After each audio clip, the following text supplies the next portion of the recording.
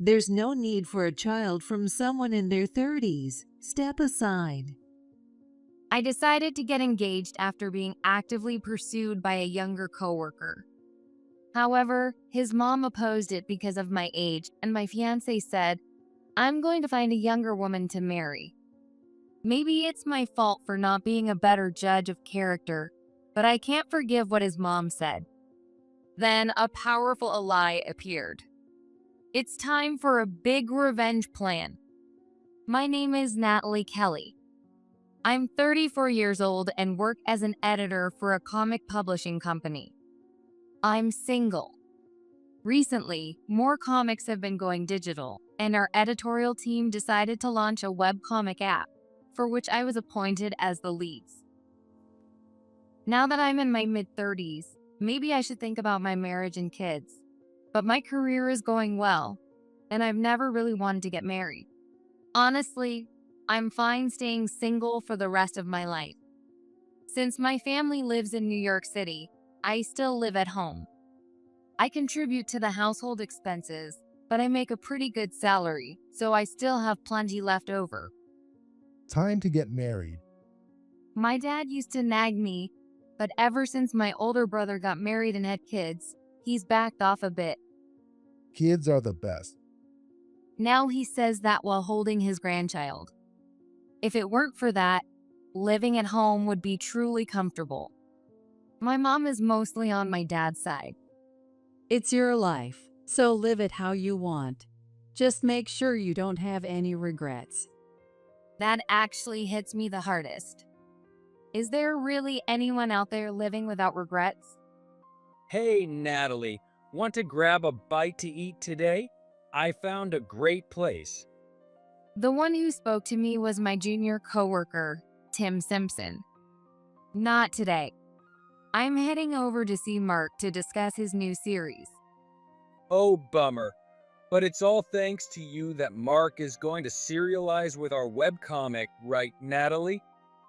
Mark Knight is a comic artist known as a leading figure in the horror genre with a lot of diehard fans. I got close to him when I was a rookie, though back then it was tough. He was really difficult to work with. After getting to know his better, it turns out he's not so much difficult as extremely shy, and once he opens up, he's actually quite sweet. He was adamantly against making digital versions of his comics. I just want more people to read your comics, Mark. I passionately persuaded him, and I managed to get the already published volumes released as books and secured a new series on our webcomic. That accomplishment is why I was appointed as lead. That's amazing. I want to become an editor like you as soon as possible, Natalie. Tim is such an adorable junior coworker. He's 5 years younger than me. He really respects me and always follows me around. He's a bit of a quiet, mild-mannered type, but whenever he invites me out for a meal, he insists on paying. I can't let a junior pay for me.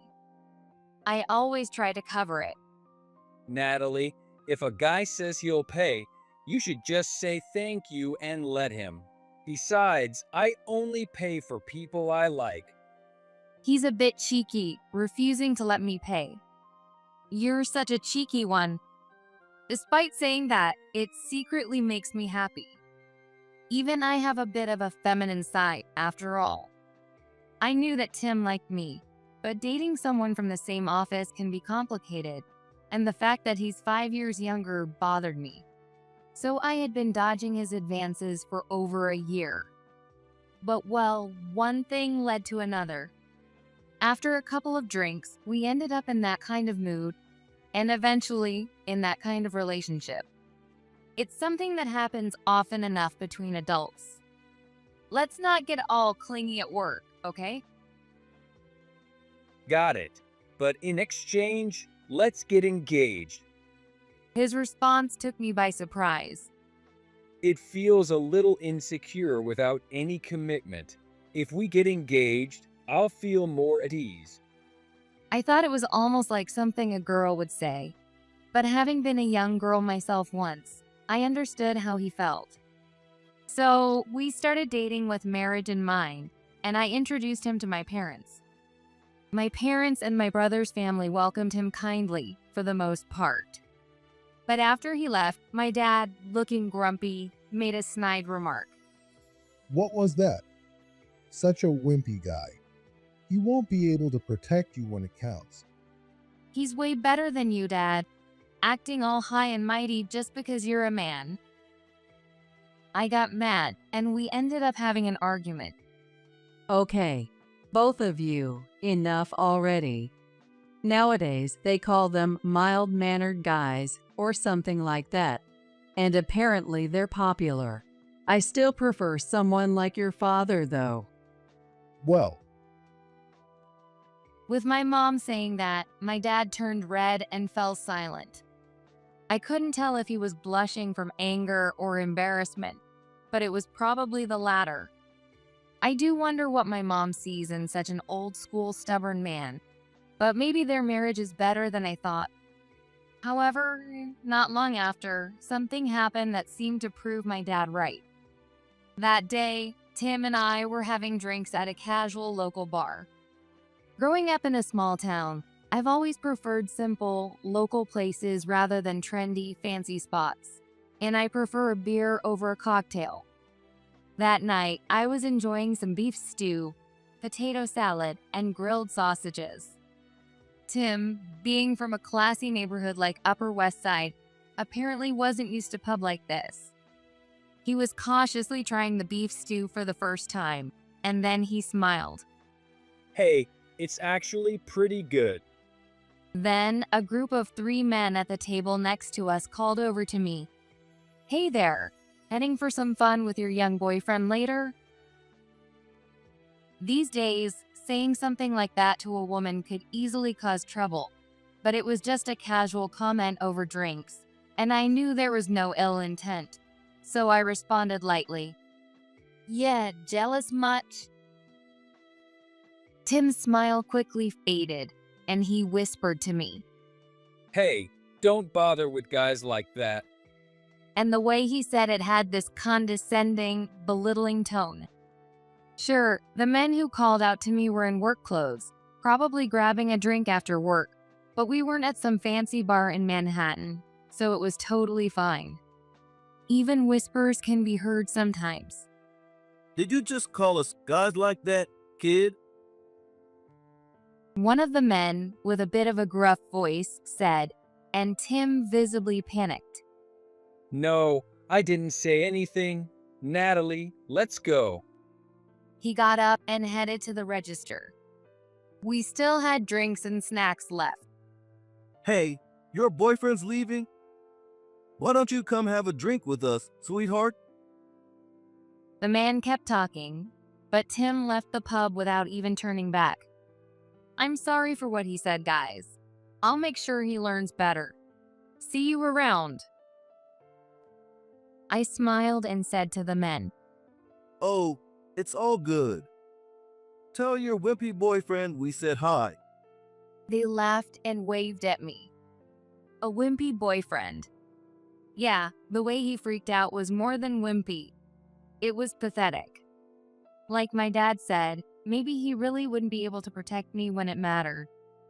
I mean, not being able to handle some light teasing at a pub is pretty sad, and that condescending attitude was seriously uncalled for. I thought as I followed Tim out of the pub. Natalie, you really shouldn't mess with guys like that. Tim said, looking awkward, probably realizing how pathetic his actions had been. Guys like that?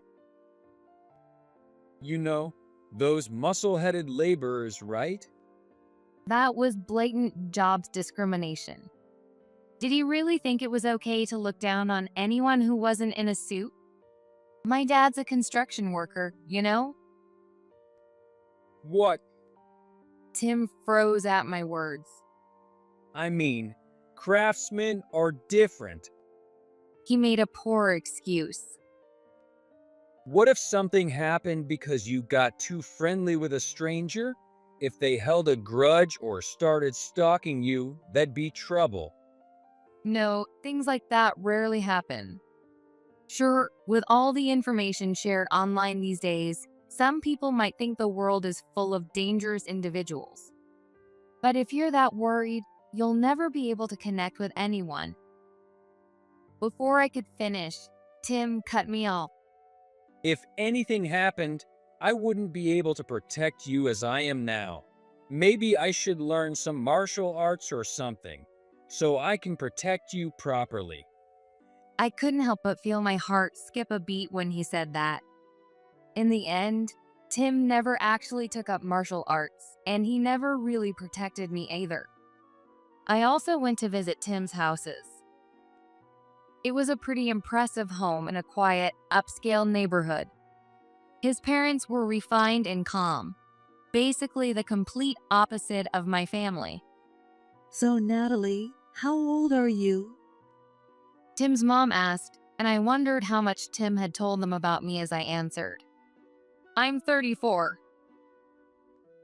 Oh my, you really are that age, aren't you? 5 years older than Tim. The way she said, really that age, made me think she already knew beforehand from Tim. If she knew, then asking like that felt intentionally hurtful. And then she continued. At 34, it's almost too late to have children. Timmy's our only son, and both my husband and I are hoping to see a grandchild soon. She said it with a gentle smile, but it was clear she didn't welcome me.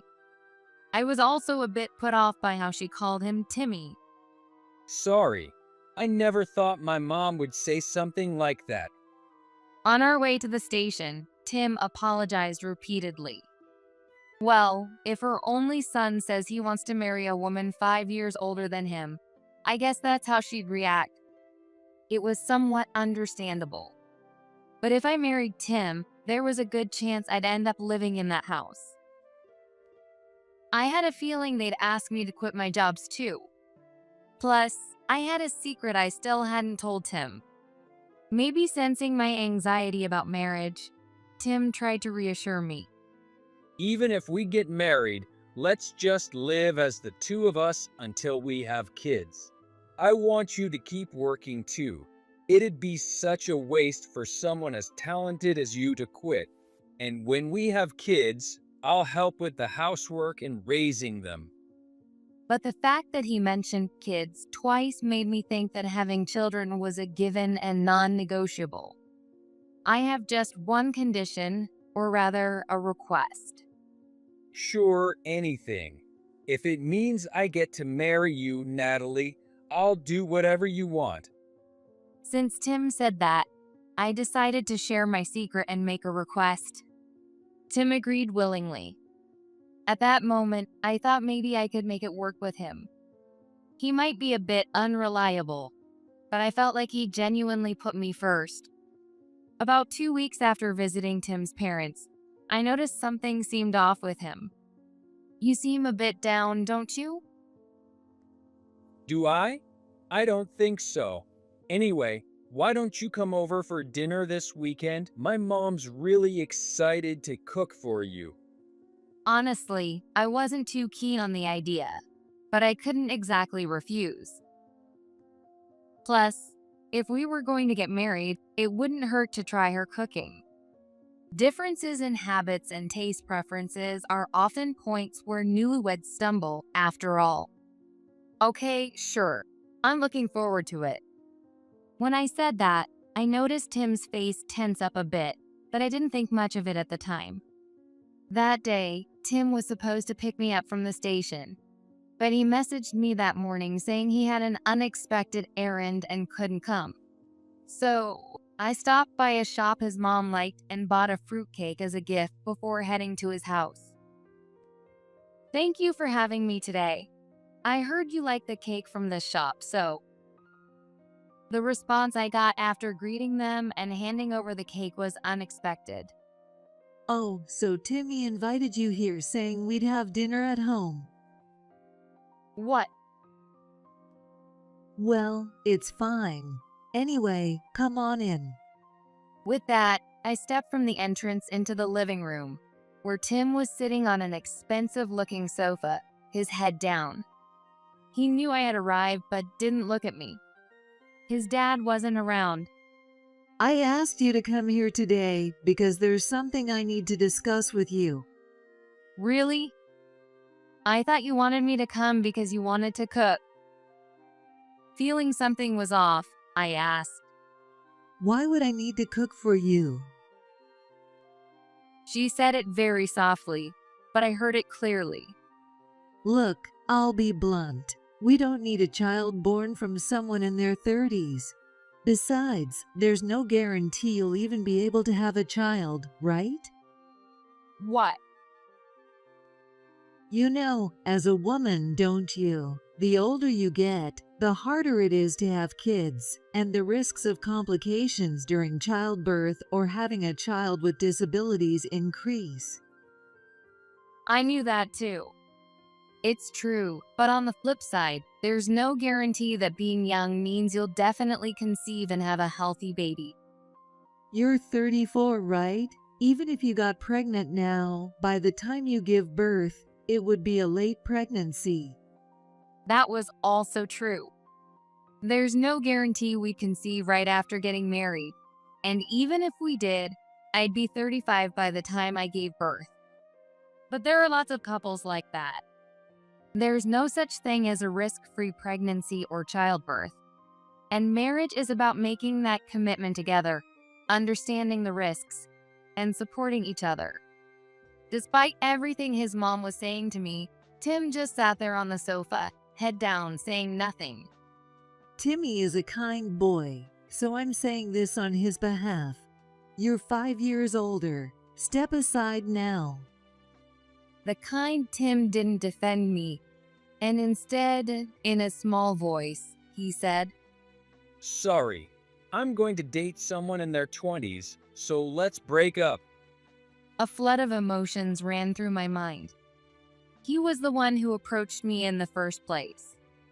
I never even wanted to get married or have kids.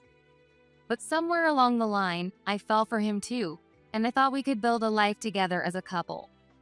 He won't be able to protect you when it matters. His words came back to me. He was right. If he can't stand up for me now, at this very moment, against his own mom, there's no way I can marry him. I understand. Well then, I'll be leaving now. I wanted to leave as quickly as possible.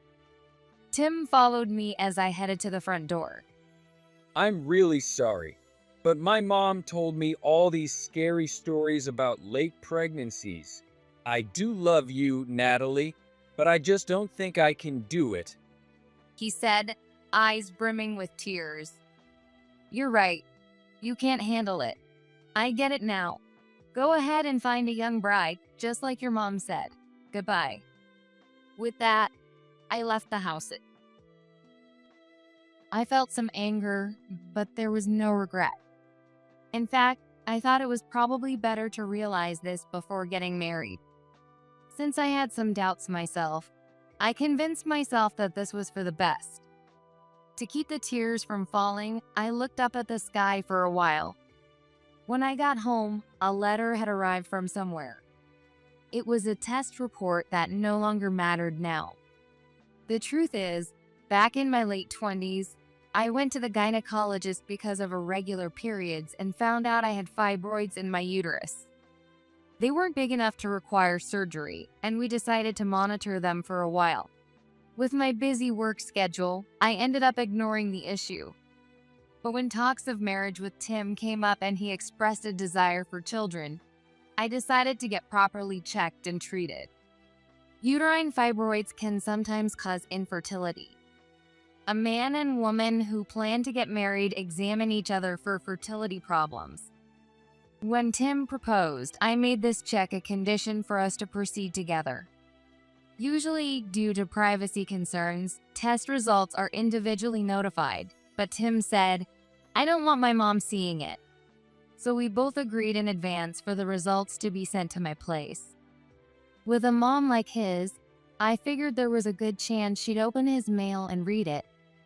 When I saw the test results, I couldn't help but laugh. What's going on? What's so funny? You look crazy. My mom asked worriedly as she watched me laugh through tears.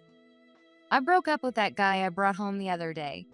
His mom told me that no one needs a child born to a woman in her 30s, so I should give up on the marriage with him.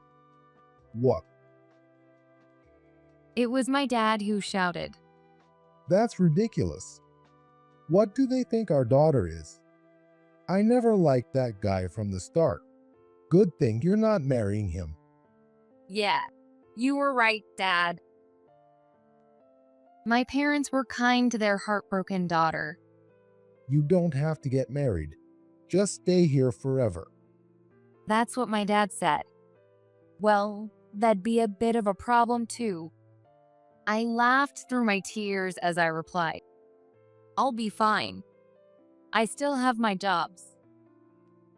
And I decided I'd go back to work with energy again tomorrow. I heard you're getting married, Natalie. The editor-in-chief told me.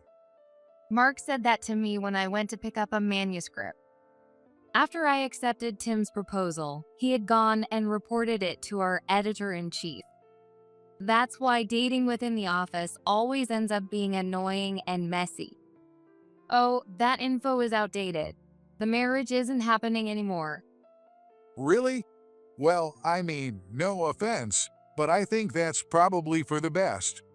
I was worried about what would happen if you quit work after getting married. Thanks for saying that. But I wasn't planning on quitting anyway. To the public, Mark's gender is unknown, and due to his delicate, beautiful illustrations, many think he's a young female artist. But in reality, he's a man in his 40s. He insists on traditional hand-drawn illustrations. So even though it's a webcomic, he draws everything on paper, which means I have to come pick up the manuscripts. At first, I thought he was a difficult person. But once we got to know each other, he turned out to be kind, friendly, and incredibly knowledgeable due to his work, which made spending time with him enjoyable. So, I actually looked forward to coming to pick up the manuscripts.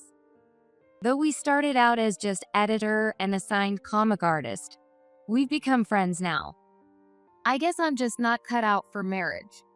From now on, I'm going to focus even more on my work. I see. Mind if I ask what happened? Sure, I don't mind. I told him the whole story. By then, I wasn't even crying anymore. I could even talk about it with a bit of humor. Why aren't you angry? After hearing my story, he asked with a puzzled look. Well, actually, my ex had a zoospermia. What? I'm not that young either, and he wanted kids, so we both did a fertility check before marriage. My condition was benign, so they said I could get pregnant after surgery. Though, of course, age is an increasing factor. Did you tell your ex? I didn't. He's not part of my life anymore, and it's not something I need to go out of my way to tell him. Plus, I wouldn't want him to think I was being spiteful. I said that, but truthfully. I had debated whether it would be kinder to tell him. Should I let him continue his search for a young wife, unaware, until one day he finds out through another test? There's no need to tell him. It's his life. You don't need to be involved anymore.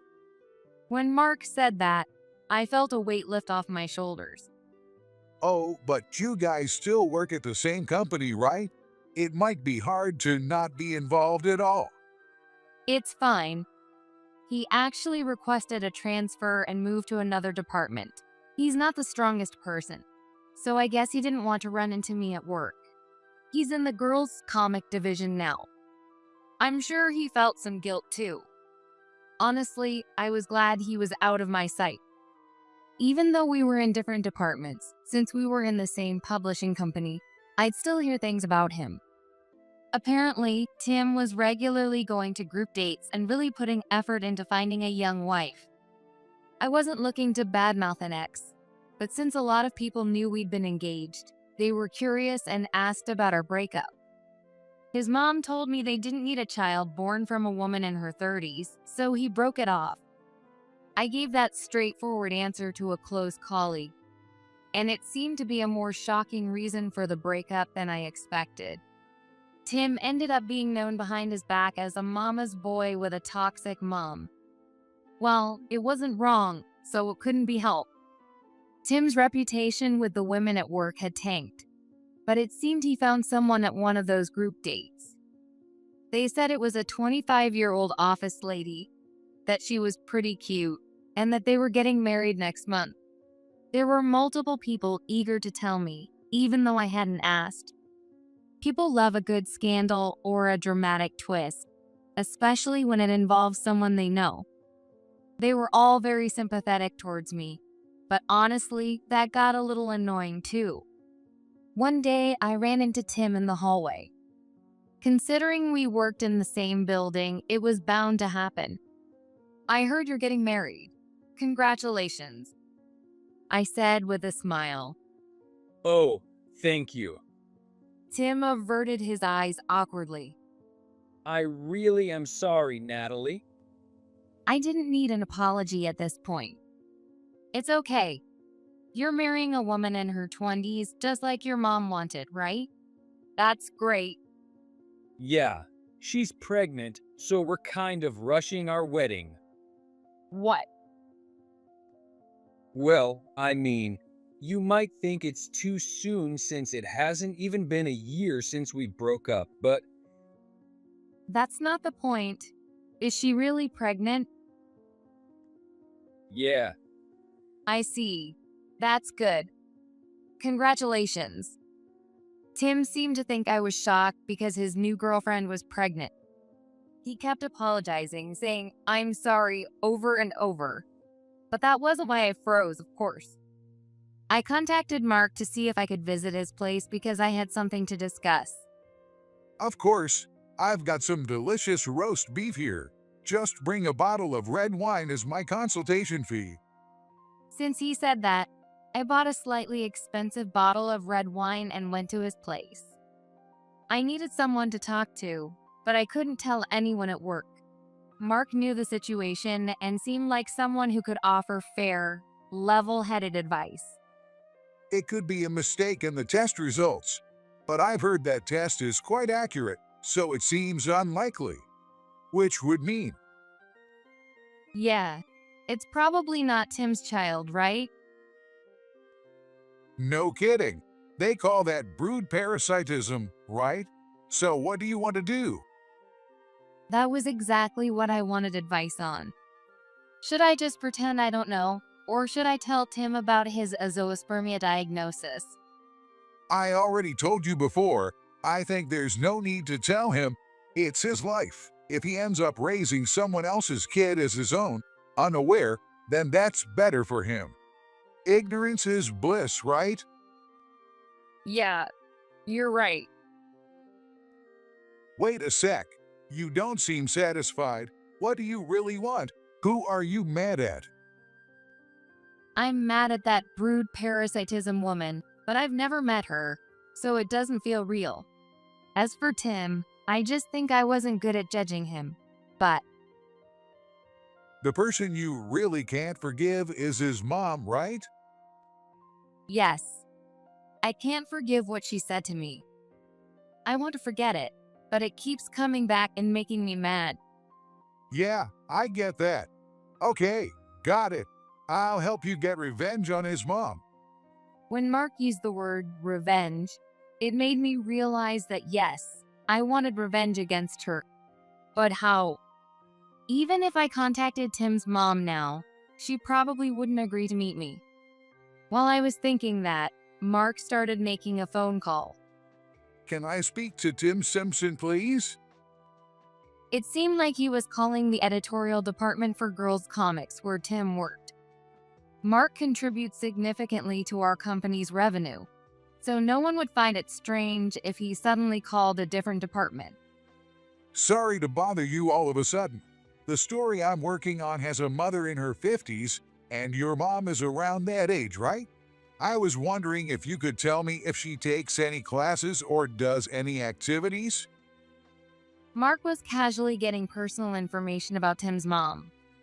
Maybe it's an editor's instinct to allow almost anything for the sake of the work.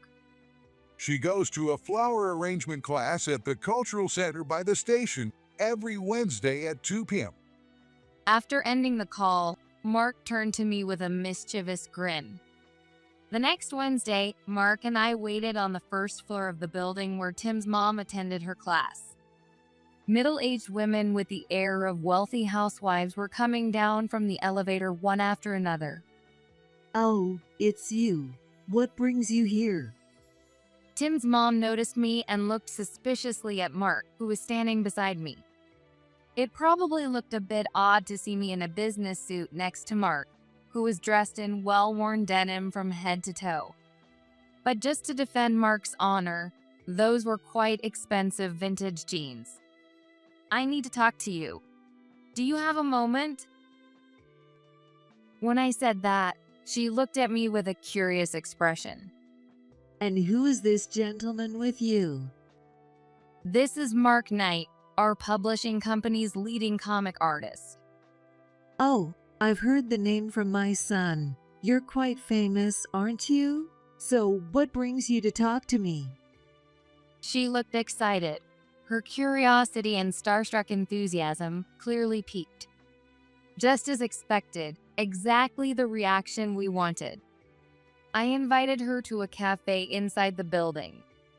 I heard Tim is getting married. Congratulations. Oh, thank you. Even when her son's former girlfriend, whom she caused the breakup with, said that, she didn't seem the least bit concerned. Today, I'm not here to congratulate you. There's something I really need to tell you. What is it? Her expression remained curious and excited. I pulled out the contents from an envelope with the test results and placed them in front of her. What is this? These are the results of an infertility test we did since we were planning to get married. A zoospermia. Who? It is Tim. That's a lie. What do you mean? Why are you doing this to me? She was extremely flustered, but didn't seem to believe it. Or rather, she probably didn't want to believe it. It's not harassment. But I heard your son's fiancée is pregnant, isn't she? That's good news, right? What? Oh. It seemed she finally understood. Her face quickly turned pale. But the test results aren't 100% certain. When I said that, she looked momentarily relieved, expressing hopeful optimism. Right. There's no way Tim couldn't have kids. That can't be true. I'll give you this report. Whether you keep this to yourself until you take it to the grave or suggest Tim get retested is entirely up to you. What? Take it to the grave. But what if the child isn't my son's? I wouldn't know. It's none of my business anymore. But if he gets retested and finds out he really can't have kids, Tim would be devastated. And if the baby turns out not to be his... Tim's mom began to frantically tug at her carefully styled hair. What should I do? You could always choose to act like you know nothing and love the grandchild as your own, even without a blood connection. No, you've got to be kidding. That's the one thing I absolutely won't accept. No matter how this played out, a confrontation was inevitable. I smiled gently and spoke slowly, as if to explain it carefully to her. Just like you wanted, your son found a young bride in her 20s through his dating efforts. Leaving Tim's mom muttering to herself, I paid for everyone's bill, and Mark and I left the cafe. I guess I didn't really need to be here. Not at all. If I'd been alone, she wouldn't have followed me to the cafe. Just having you there made me feel so much more confident. Plus, you're the mastermind behind this plan. I felt genuinely relieved. The plan was simple. I hand over the burden I could no longer carry entirely to Tim's mom. The pass the buck strategy was a success. How about a celebratory drink? Mark took me to a bar that was just my style. As expected, Tim's mom didn't keep the secret to herself until the grave, and she apparently chose the worst possible moment during the formal meeting between both families. The baby you're carrying isn't my son's? Naturally, things got ugly after that. She could have at least waited until after a retest, but instead, she made a scene without saying anything to Tim. The retest results confirmed that Tim had a zoospermia, and the child wasn't his. The engagement was called off just days before the wedding. I have no idea what happened to that woman after that. Since the child seemed to belong to another man she couldn't marry, she might have had a showdown with him or decided to become a single mom. Either way, the child wasn't at fault, and I hope it didn't end in misery. Still, since she's someone I've never met, I can't bring myself to care that deeply. As for why I know so much about all this, it's because Tim told me himself. Shocked by both his medical condition and everything else, Tim looked quite exhausted. Are you okay? Some women don't want kids, and there are plenty of happy couples without children, so you shouldn't worry too much.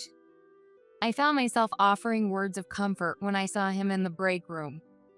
I heard you're going to be the editor-in-chief of the new horror webcomic publication. That's a big promotion. Thanks. Honestly, I'm having so much fun at work right now. The headline artist for that webcomic is, of course, Mark. I've decided to move out.